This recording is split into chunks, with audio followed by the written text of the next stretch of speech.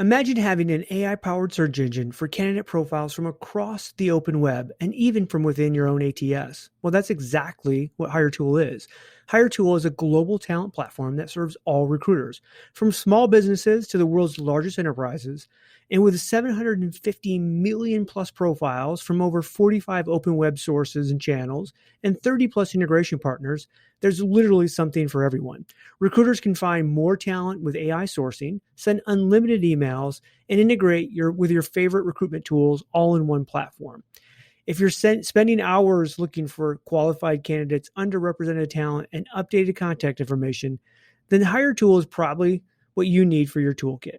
HireTool is a platform that helps great recruiters accomplish more every single day. Check them out at hiretool.com.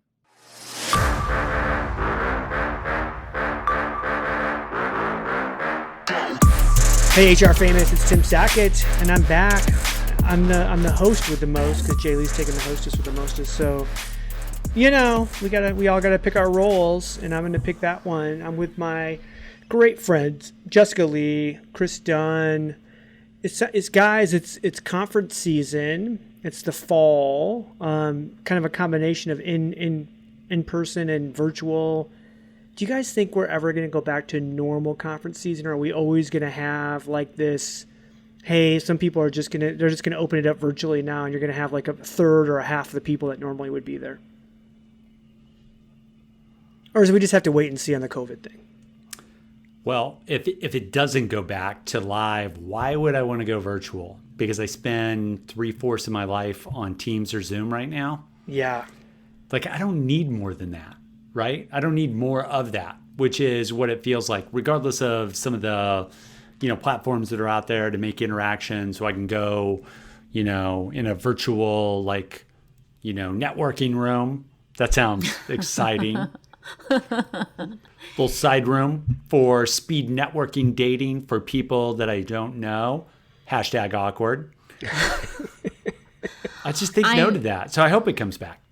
I sure hope it comes back because my industry would love the business. So let's come back. But the thing that may be the only potential game changer here, but this is not imminent. This, I still think, a few years out, is like if someone really cracks the code with like augmented virtual reality conference experience, which just, I don't want to do that either. But like, we're going to be like on our couch with our goggles, but it's going to feel like we're in person together. And I hope it doesn't come to that, but that could change things. Does that mean like Steve Bose, like I see a different type of like shine on his dress sneakers? Like what does that mean? Like exactly? Hey, if it's a true virtual, maybe we can actually dress Steve the way we want to. If it was like true virtual, like instead of the suit, we could put him in like an NBA, like a Knicks uniform, Knicks t-shirt underneath a snappy casual jacket. Oh, you get to like pick what you want him to wear, like boop, boop, yeah. Boop, boop. Hey, now like, LRP, get on that. We want to dress Steve Bose. I'm not sure that there's anything wrong with the way someone's gonna tell him, like, they're like, Steve, they were talking about you, and he's gonna be like, yeah, put me in the Knicks uniform. So the big question there for insiders that know about HR tech is, could you get people to pay for that privilege? Is that a sponsorship opportunity where you would say, Steve Bose, wardrobe selected by X, and could you sell that? So, and by the way, if you're like on a show floor and you're a vendor looking for attention, would you spend $5,000 to say that my firm selected Steve's wardrobe? Hey, by the way, KD, you can actually order a suit with your logo all over it. Like it's supplemented into the fabric, like, almost. And can you imagine, like, Steve would never do this. We know Steve, but can you imagine like Oracle and having like 10,000 Oracle like logos on Steve's full suit when he walked out on stage? That would be awesome. And I would pay a lot of money to see that. It's like being a NASCAR or F1 driver. Yeah. That's what we're talking about. We're going to get you a big logo across the chest. And how much would people have paid to dress Bill Kudik? Oh, gosh. Like, again, that's a little inside baseball for a lot of people, but yeah, you're right. Sorry to hijack your opening. Sam? No. Like I just, hey, I was wondering. Because I have to be in Vegas like 3 times over the next 2 months. So, I'm hoping that I'll stay COVID free, even being in the cesspool that Vegas is. But it might make me stronger, right? What is it? Were they like if you're like a parent of a kindergartner, like you are, JLee, they bring everything home, and then your immune system actually gets stronger because of your, these kids in the cesspool that they go to school in. So That's not what R. Kelly said. Yeah. Okay, never mind. Okay, moving on. We'll link to that in the show notes. Different article. Yeah, talking about young people. Have you guys had to like try to recruit out of a college recently, university? I mean, Jay, I know you guys do at a high level. I'm sure you have universities that you go after. Katie, you just did a bunch of hiring, but you did experienced. So I went through the process of hiring some new recruiters, and we hire entry level. Like, and we had talked about this on the last pod. Like, what is entry level? Like, we actually hired people that are like have no recruiting experience, and we train them. But I wanted to go and hire like new grads out of college, and so I wrote an article about this, and I kind of busted on Handshake a little. It's not Handshake's fault. I think Handshake is the technology that tries to be the middleware between employers and universities and students, right? Yep. So let me try to lay out like the framework, because we all know traditionally when you hire or went to campus, or we've all been to campuses to recruit, I mean, pretty much career services kind of hold all the cards. Like, hey, if you want our students, you got to pay X number of dollars. You got to come to some stupid career fair. You got to, bring tchotchkes for the kids. And then, this is how you're going to recruit our students. And this has been going on, it seems like 1,000 years, right? Since what's the first university, like Harvard, whatever. They probably had in 1883 there was a freaking career fair at Harvard to get a lawyer. And career services like hasn't really changed a whole lot since in the last like 50 years. It's still run basically the same. So Handshake comes along and says, "Hey, there's a better way. Let's give out 2 truths in the world. Recruiters at the corporate level hate going to campus. It's the most ungodly experience in the world to go act like these kids are all that in a bag of chips. Students hate going to see all these old recruiters and shake their hand. So both students and employers hate that experience.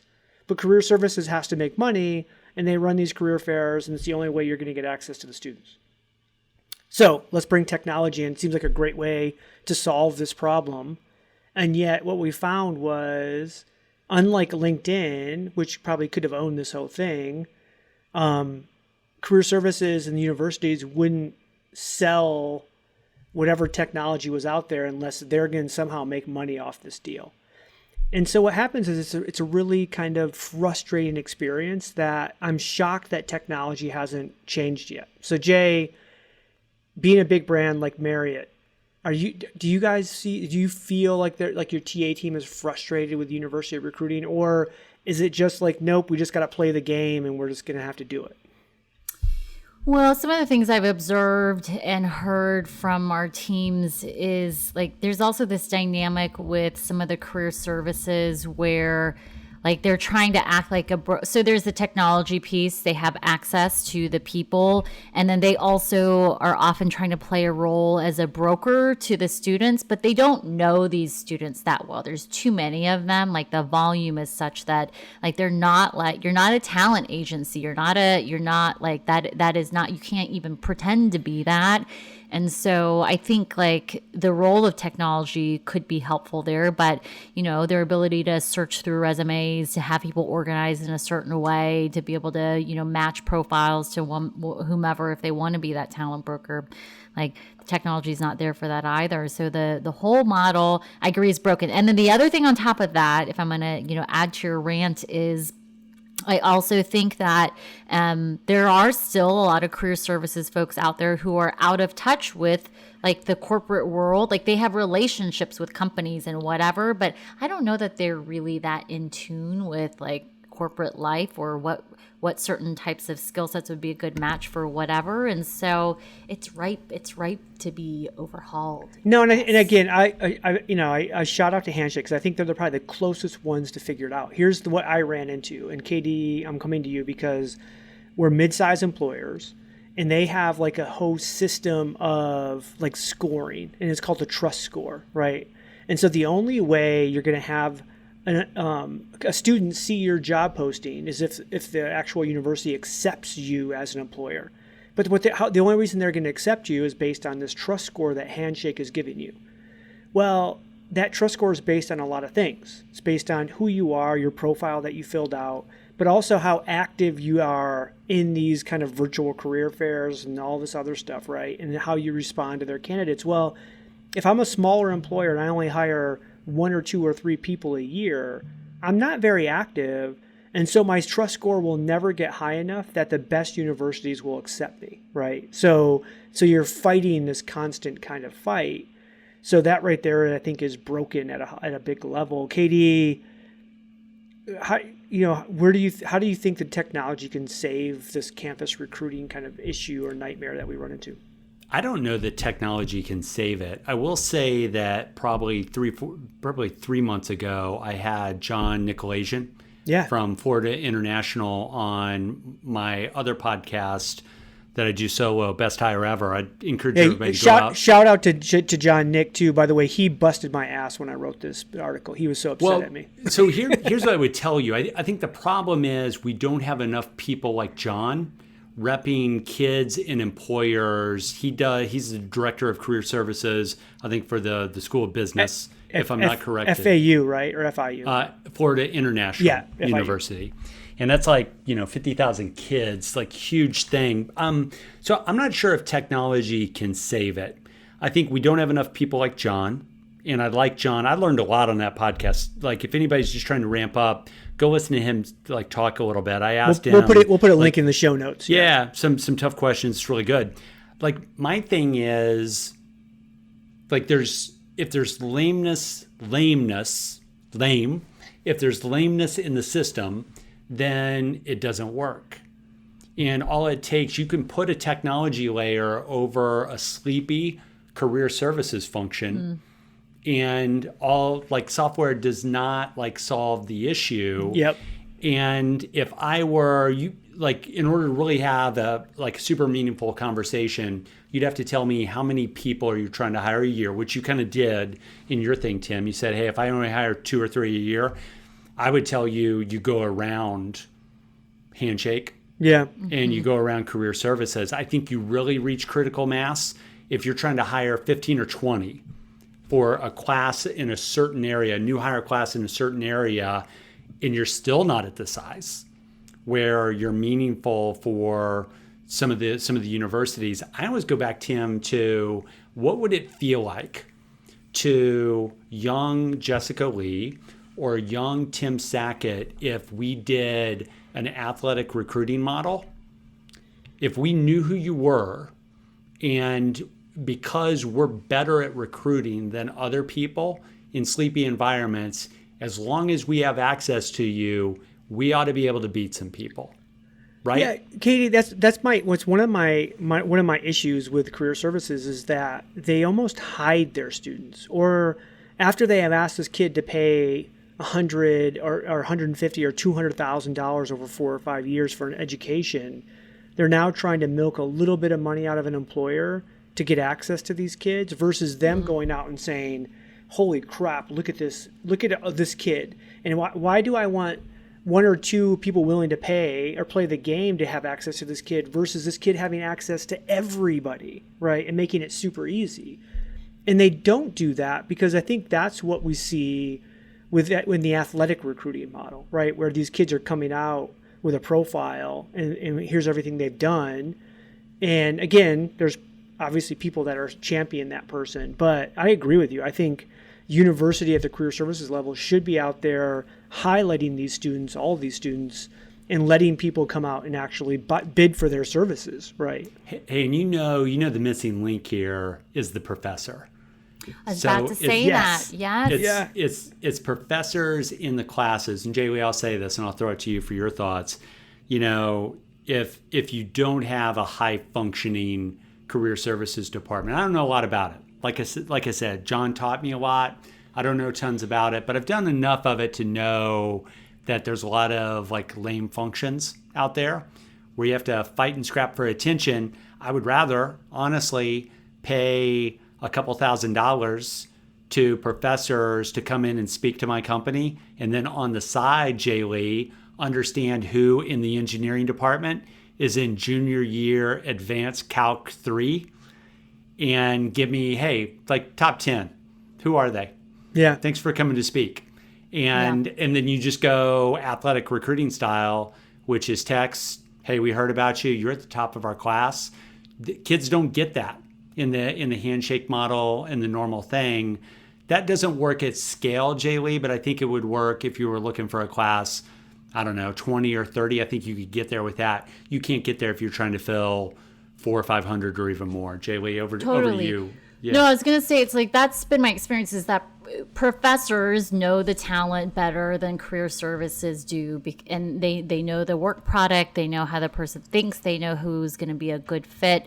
And so for small volume, yes, I think going to the professors is like the direction to go for sure. And I think most of them, my experience has generally been like they want the best for these students, and they're hungry for it, and then they want something in exchange. Like, to your point, Chris, like they want to be able to see, like, how can I partner with you as a company, like for case studies, come lecture, come do something with our people.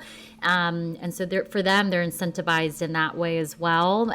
But then you do need career services when it's like big volume, like huge transactions. You do a ton of hiring. But I think professors are key here. What does it really take to lead with impact in today's ever-evolving world? Welcome to Inside the C-Suite, the podcast where influence, energy, innovation, and empathy converge. Hi, I'm Christy Honeycutt, your host. Join me as I sit down with the boldest voices in leadership, visionaries who are not just making decisions, but making a difference. In every episode, we explore the heart of leadership. How do high-performing leaders harness their energy? How do they lead with empathy without losing their edge? How do they turn disruption into innovation and pressure into purpose? You'll hear unfiltered stories of adversity, resilience, and the raw moments that shaped true influence. This isn't about perfection.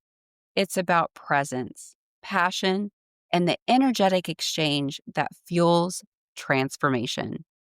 Inside the C-Suite is your invitation to lead from a deeper place, with intention, connection, and courage.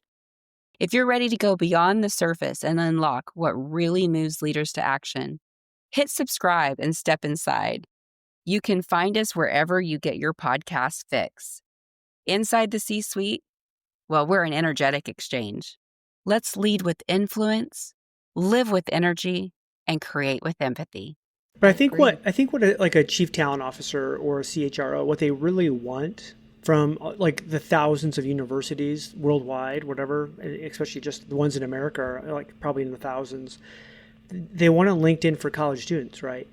Like, why can't I just go on a database and look under the, city, college, major, grades, whatever, like give me all the search criteria and let me go after those kids.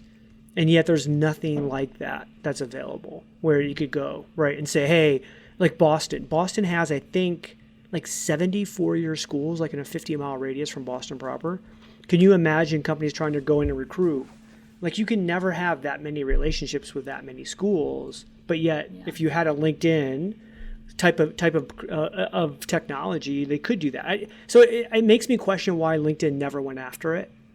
Why they didn't think that was important. Because if you went at it at that level and you had every college student's profile on LinkedIn, doesn't that make your professional network even that more robust as they move up in their career, right? They're always going to be a part of the system. So it's kind of shocking to me that they dropped the ball on that. Yeah. And you raised a good point. I mean, the problem is even recruiting at scale, you could hit a bunch of universities, but you can't spend enough time to go to the top of the food chain at every place you need volume from. So it becomes a big like transactional thing. I would say this real quick is I think the model for bigger companies is you recruit at scale where you need to, and you participate career services, Handshake, et cetera, and then you really think about the relationships that are most important. inside your company and you go micro class and you have a different model for those people and whatever's most important to the business, or selfishly, like who do you need to build a relationship with in the business as a CHRO? That is kind of where I would go, like a two-tiered system for college recruiting. I'd spend some money, like it all comes down to cost per hire, right? Yeah. And I would spend an elevated cost per hire to do that athletic recruiting model for the top 50 recruits we want to get. And you kind of like want to honor guard that out. And, you have to make choices with that type of attention. Yeah. So I'll give you the results and then we can move on to my last topic. But so I hired 2 recently. One I actually got off a Handshake, but I really, like you said, Katie, I had to go around the system because I had to get like universities like Michigan State, Michigan, some of the bigger ones to accept me with a low trust score. I literally had to go to their career services people and send them private messages around the system. And then sometimes I actually then, when they didn't respond, the career services person whose job is to get these kids jobs, they wouldn't respond to somebody trying to hire them. I would actually I would take that agency. Yeah, I would. Again, that's another thing. But I was trying to hire directly for me, not somebody else. I would have to send that message and copy it and send it to their boss or their boss's boss to finally get a response. Like, so now I'm doing like twisting arm, like terrorist kind of activity just to get a response from a career services office to say, hey, I want to hire your kids. How do I do this? Right. Which I think is just insane. But shout out again. I think Handshake is doing some of the right things because I think they understand employers want a database of students. They understand students don't want to have to go to these stupid career fairs and there should be a digital way to solve this. And I still think, unlike, John Nykolaiszyn, who's in the top 0.01% of career services people, the vast majority of them suck super hard and they haven't figured it out. So that's my rant. Hey, by the way, Tim, if you go into Handshake, like if you think about my oldest son, Rising Junior, when he went through that co-op process, it's still a very small percentage of students that are active in that thing. Well, no, right? Which kind of gets back to your LinkedIn thing, right? Yeah. And trying to get like a bigger like database. Well, it'd also be interesting to know how many, like Drew is now on LinkedIn. Yeah. But not because career services told him to, because I told him to. Yeah, for definitely. That's crazy. No, and I can't. Every time I talk to a college student, I'll kind of go through the LinkedIn thing and show them, and they all kind of like a deer in headlights. Like sometimes they have a profile, most of the time they don't. Like they have no idea. So I think we also overestimate college students and their ability to understand how to find a job. For sure. And why isn't that a class at every degree program? I mean, that should be what career services is teaching and focused on, though. Out of touch. I don't think they do. Okay, last topic, and I know we got to get out. So there was, MarketWatch had this great article regarding a disgruntled HR executive who trashed personnel files and deleted 17,000 resumes out of their ATS after being fired. Now, so there's some of this we can dig into the process of when you term somebody. Obviously, this is we'll do a link in the show notes, but because it names the person and the company, which was 1-800-accountants, and this HR pro is out of Tampa, Florida, so she's working virtually, and she gets fired virtually. And they say that while they were firing her over Zoom or a phone call, they can hear her hitting the delete key nonstop. She's deleting like records, And then they didn't stop her access, so they basically cut off her like access to like the HR program, but not to the ATS. So then she logged into the ATS and deleted 17,000 profiles of candidates, which they estimate, they said $300,000 that cost them to kind of build that. I would say that it was probably way more than that, but hey, that's still a lot of money from that standpoint. So I'm going to ask you guys to share your worst termination theft story that you have, and I'll give you a second to think about it, and I'll share mine. So mine wasn't a termination, mine was a resignation, right, of somebody that was leaving us, and we're an agency, and they lied and said that they were going to take this corporate job, right, and so we're like, okay, cool, good luck, blah blah blah. But, hey, we do our due diligence because we're an agency and we have non-competes. Hey, we need to know, right, who's that employer? I don't want to tell you. Well, that's not how this works, right? We're going to find out. And if you're going to a competitor we're going to actually go after you on your non-compete and breaking that. So come to find out, she was going to a competitor, and she was willing to go through the process of challenging her non-compete. So this is BlackBerry days. So remember, KD, when you had to have your own BlackBerry email server. Of course. And so she had her own BlackBerry phone, but she was running her email through our server. And so she leaves, and of course she claimed up and down she didn't take any information from us. She never downloaded anything. And then within a day after her leaving, she sends an email to her new boss of our entire client list through our email server. Again, she had no idea because she wasn't savvy enough to understand the technology that she did this, but we got to see the entire thing happen and actually present that in the case to the judge. Now, her company that she went with was like they were going to fight it tooth and nail. They came in with 3 attorneys and everybody's just high on the hog and, all kinds of allegations and blah, blah, blah. And as soon as we laid out that information, they went up to the judge and asked for like a recess. And Give a recess, please. Yes, and they came out to the hallway and they said, "We want to settle." So, love it. So we got lucky because the person didn't understand technology, but they were definitely being shifty. So I'll go next. So termination story. I could probably think of some better white collar ones, but Fortune 500, blue collar part of the business. I'm out in the field.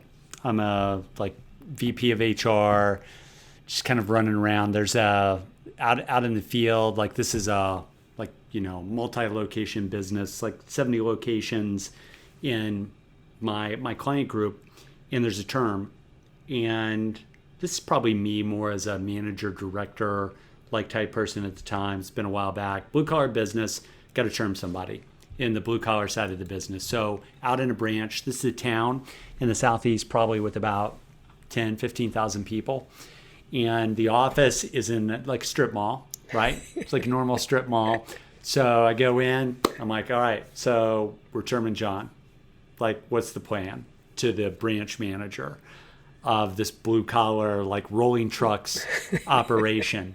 He's like, well, we're just going to call him in. He's coming in at 10 and I'm going to fire him. It's like, all right. So we talked a little shop. So lo and behold, it ends up with big wooden desk, right? The biggest wooden heavy desk you can think of. And of course the manager is behind the desk.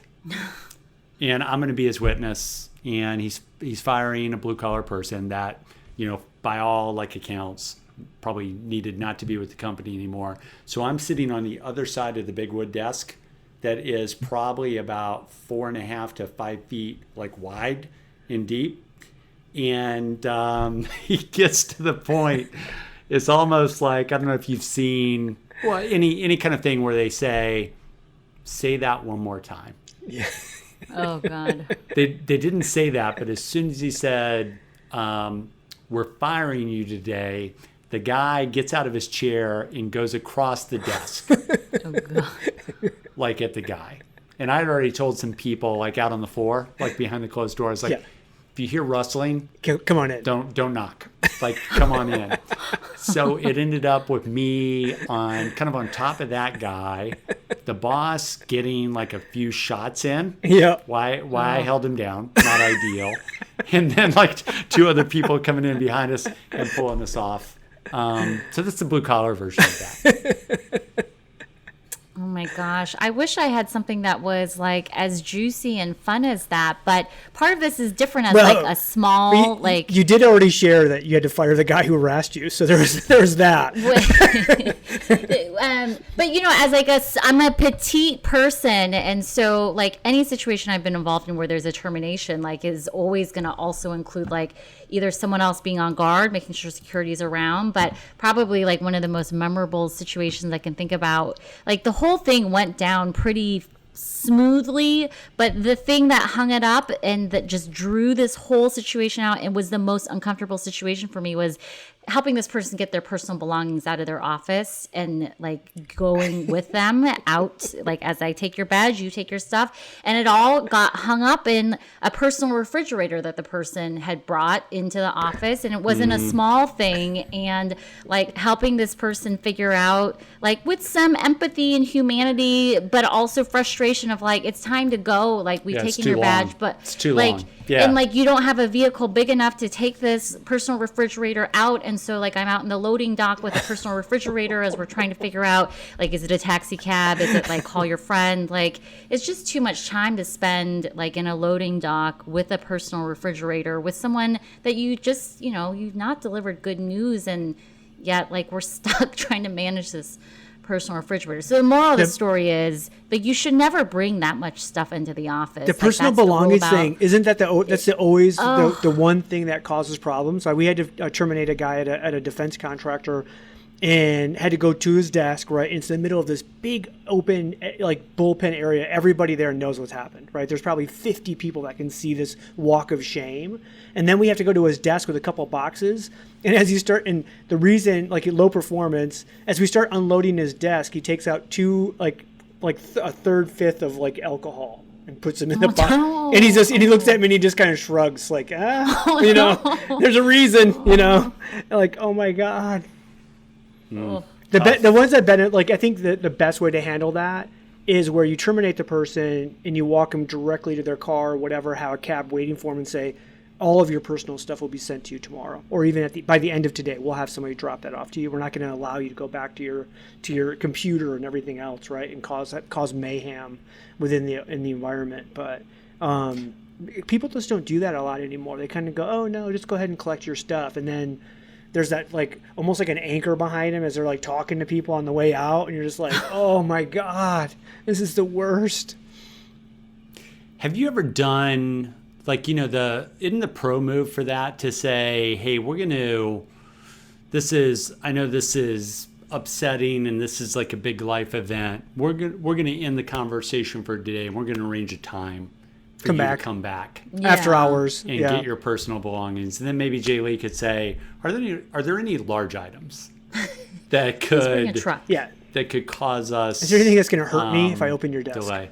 Hey, by the way, Tim, I looked up the company in question. Yeah.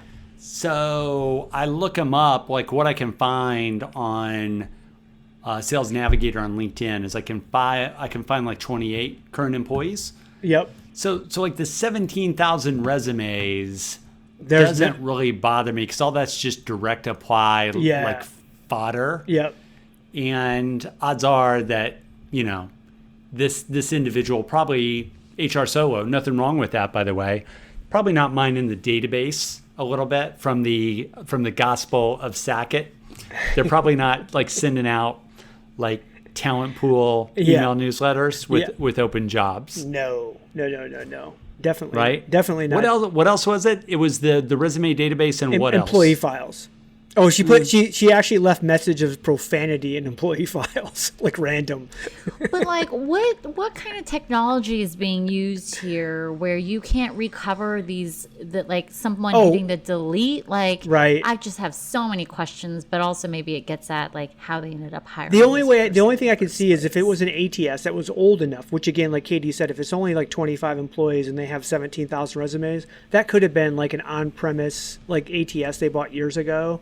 And that way, unless you have a really good backup system, you're not going to get that back.